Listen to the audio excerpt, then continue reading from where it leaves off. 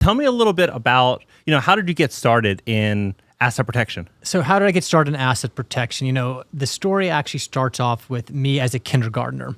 I was going to school and they had a rule where every single day our parents would give us $1 and we'd pay for our lunch that way.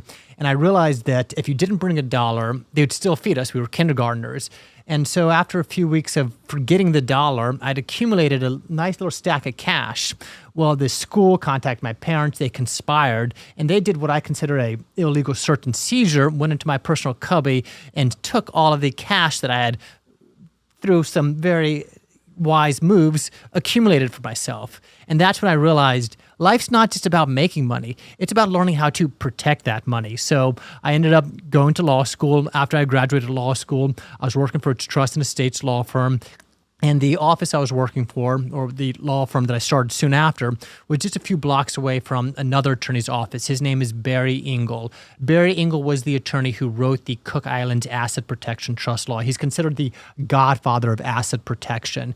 And I got to learn from him and work with him on a few cases and read his book and take his continuing education classes. And he's the one who very much taught me about the asset protection business. So it started off when I was young, but it was really very much developed by working with the founder of the offshore asset protection business.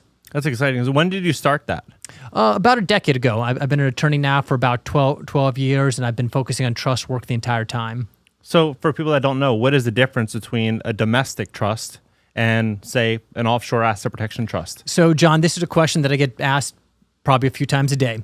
And there are two types of asset protection trusts. There are domestic trusts, which can be formed in jurisdictions such as Nevada, South Dakota, Alaska, Wyoming. There's about 18 different jurisdictions that allow you to form a domestic asset protection trust.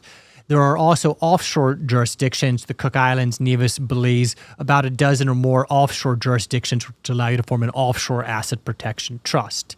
The benefit of creating a domestic trust is that it's a little bit simpler. It's easier to sell one to a client because clients are much more comfortable using a trustee out of Nevada than a trustee out of, let's say, the Cook Islands.